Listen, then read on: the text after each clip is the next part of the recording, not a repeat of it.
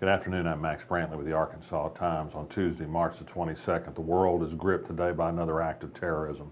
Bombs exploded in the Brussels airport and a metro station in Brussels, Belgium, killing dozens of people, injuring hundreds more.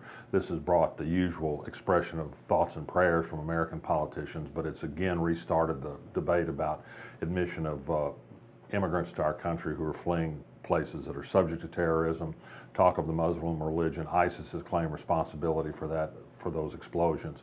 Senator Tom Cotton has gone beyond thoughts and prayers and responded in his normal bellicose fashion. He thinks that our allies don't have sufficient counterterrorism practices, and he also suggests that military action perhaps is necessary in Iraq and Syria. There's a lot more to come. This may alter the shape of the presidential race, certainly in the short term. A new poll by Gallup shows that the majority of American people think that the U.S. Senate should do its job and have a hearing and vote on President Obama's nomination of Merrick Garland to a seat on the U.S. Supreme Court. I urge you to go to Arkansas Blog and read our item about that and read this week's column by Ernie Dumas, who explains quite clearly how the founders never intended for voters to have a say who's on the U.S. Supreme Court. Quite the contrary, Republicans in Congress think that we shouldn't vote on the Supreme Court nominee until there's been a presidential election. The Pulaski County Quorum Court is going to meet tonight. It's going to vote on a resolution calling on the state legislature to end the dual holiday that celebrates both the civil rights leader Martin Luther King Jr. and the Confederate General Robert E. Lee. Whether this can make the legislature act or not, I don't know, but it's a step in the right direction. A federal court is hearing today a lawsuit challenging the state takeover of the Little Rock School District. That lawsuit alleges continued action by the state to encourage segregation in the city of Little Rock. It's going to be a two-day hearing, no decision yet.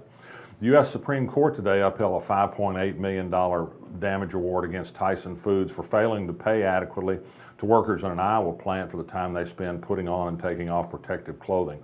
This case was important for more than that particular case. Business interests had hoped to strike down this ruling on the ground that you can't apply statistical grounds to assess damages in class action cases. The Supreme Court had turned down a case on that basis against Walmart over gender discrimination, but the Supreme Court today, 6-2, said that method was all right in this particular case, so it can continue to be used.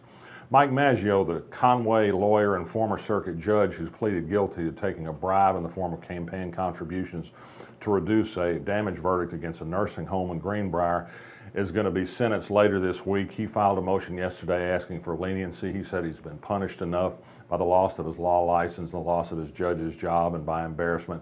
He also said he's been suffering since he was a child from bullying on account of a birth defect. The government doesn't think very highly of his plea for leniency, I should add. New apartment developments in downtown Little Rock. The Row on Legion Village, Capitol Avenue and 6th Street along Rock is going to open this summer with 36 new units. Continuation of the revival of downtown residences in Little Rock. This one's going to have a so-called retro bowling alley and pub. Sounds like fun.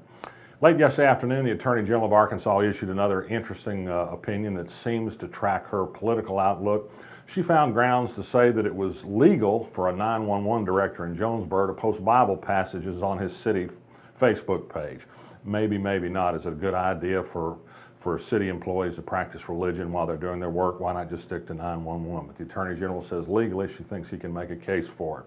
And finally, another reading item for you. Greta Allendorf is the name of a barista, a coffee maker at Arsaga's restaurant in Fayetteville, who was insulted last week by the Tea Party alderman John Latour of Fayetteville, who questioned whether she was a man or a woman, and he said he could prove he was a man. She had not wanted to make an issue about that. It was terribly embarrassing to her. It was offensive. But she finally posted something on Facebook last night because she felt she had to stand up for others who are bullied. She is a woman. She says she'd be happy to dance with John Latour if it came to that, but that he ought to be more sensitive in how he treats other human beings. It was a remarkably eloquent and calm response from somebody who'd been done wrong, and I urge you to take a look at it. I'm Max Brantley. I'll be back tomorrow. You feel it in your heart. The spirit of Little Rock. We've had that spirit since 1927, helping build our city by producing decades of leaders in the heart of our state. We are the heart of business and innovation, the heart of politics and government, the heart of arts and culture, and in our city beats the heart of a Trojan. UALR, we are Little Rock's team and Little Rock's University.